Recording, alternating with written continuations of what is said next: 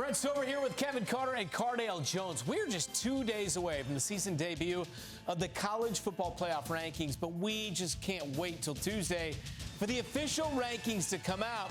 We need them right now, and our very own CBS Sports college football analyst, Brad Crawford, has given us what he thinks the rankings will look like in just a couple of days. With Ohio State number 1, Alabama, then Indiana, Texas A&M 4, Georgia 5, Ole Miss 6. Then BYU, Oregon, Texas, Georgia Tech, Miami, and Notre Dame. Those are the top 12 as we have it from CBSSports.com. What's your, Kevin, initial reaction to that? My initial reaction is, one thing I've wanted to look and see is how many SEC teams actually getting in. And right now, there are 5 SEC teams getting in, and that's a little overwhelming. I thought that maybe, that 4th or 5th spot might be in jeopardy in the SEC. But the other thing that sticks out to me is the ACC, because these 2 teams lost today. Georgia Tech and Miami have both lost. So I'm thinking that opens the door for Virginia maybe to step up into the ACC conversation, maybe by the end of the season if they're able to take care of business. But that's just what stands out to me right now. Yeah, I think this bottom 6, this top 6 is, any way you cut it, I think this is right. But this 7 through 12 is the most confusing part of everything. Texas, they just had an impressive win over Vandy, but I'm still not putting them up there in the top 12 yet. Georgia Tech, I'm keeping them in the top 12. Miami, you're out of the top 12, dropping 2 the last 3, especially with all these turnover issues you've been having the last couple of weeks.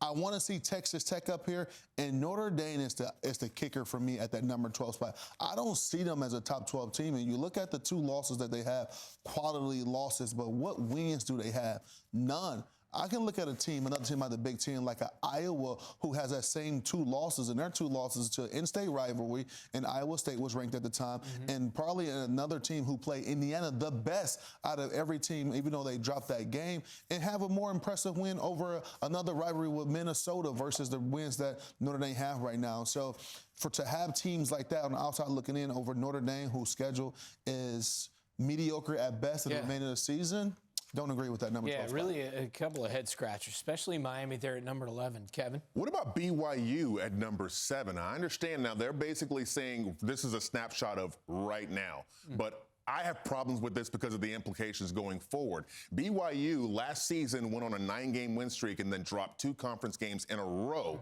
and fell out of the Big 12 championship race altogether.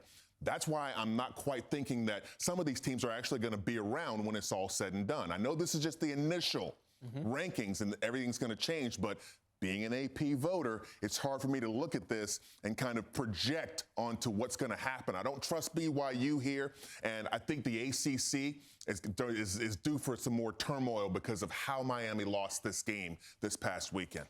I'll take 2 Big 12 teams getting in, a BYU and maybe in Utah, or maybe a BYU and a Texas Tech or something like that. And Cincinnati rebounding, only got 1 loss in conference versus the ACC, because some way, somehow, a potential ACC conference champion is going to have 2 losses if the way things continue to shape out the way they are. There could be a discussion at the top with Alabama at 2 and Indiana at number 3. What, Kevin, is your reaction to that?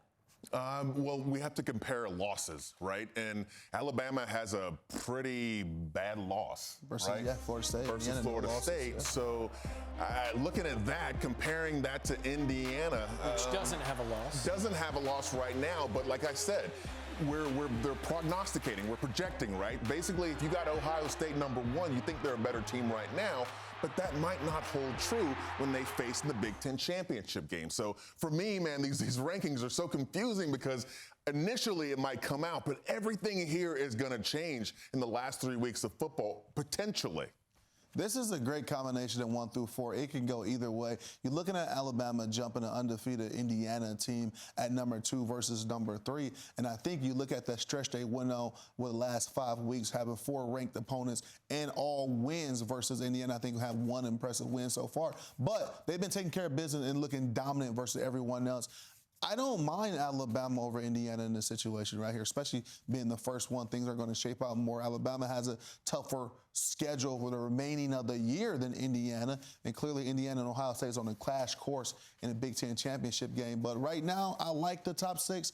It's the bottom 6 that's a lot more movement if I was making these rankings. I'm going to disagree with you on the Alabama over Indiana. That is one thing that I tried to pride myself making my rankings this season for the AP, is I tried not to criticize or penalize a team that hasn't lost a game. And it's going to be hard for me looking at, even with as well as Alabama has played. Look, I'm a big Ty Simpson fan.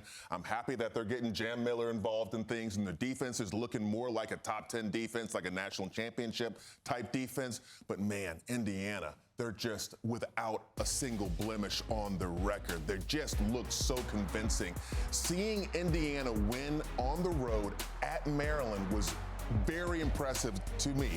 Why? Because they got punched in the mouth on the first drive, and then they just settled right down. Fernando Mendoza throws an interception. They go down early, and he drives them right down the field, and they never look back, and they shellacked Maryland. Hung 55 on. 5-10. So I am not moving Indiana out of that number 2 spot. In fact, it's kind of a toss-up between who's better, Indiana or your Buckeyes. Well, that's a good point you're making there, especially about teams will having no blemishes on that loss column. Then in that case, according to your analysis and according to the things you put into, Alabama should be number 4 because A&M, 0 losses on the season so far as well. Yeah, so A&M is behind A&M. Hey, A&M is behind. Hey, A&M is in front of Alabama in my rankings. Okay. So just according to Kevin Carter, we got Indiana number 1, Ohio State number 2, Texas A&M 3, and Alabama 4.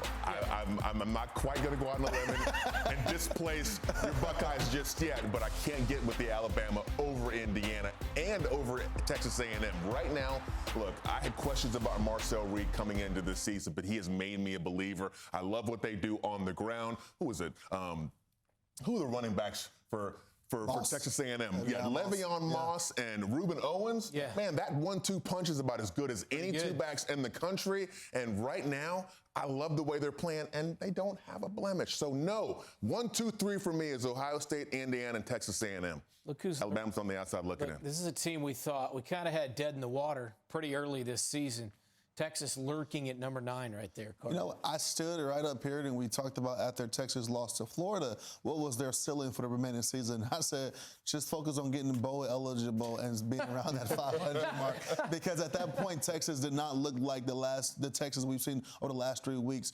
2 weeks prior to today, playing against a really good Vandy team, 2 fourth-quarter comebacks, trailing double digits on the road, Mississippi State and Kentucky, forcing one of those games to go to overtime. This has been a completely different team. I'm not yet ready to have them as the number 9 spot, jump on so many great teams out there who's deserving of being in that bottom 12, 7 through 12 mark, but they're definitely on the rise.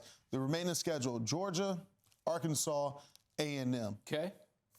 You grab 2 of those 3, and hopefully the 2 big ones, you're for sure in the top 12. I think Texas is just set up for a fall. Okay, look at their last 3 games of the season. There's no way that they're going to go out and win all 3 of those games. And I think 10-2 is the magic mark that gets you in to the college football playoff via the SEC. Okay. So I don't trust them. Let the discussions and the arguments commence. The first rankings will come out on Tuesday. So long for now.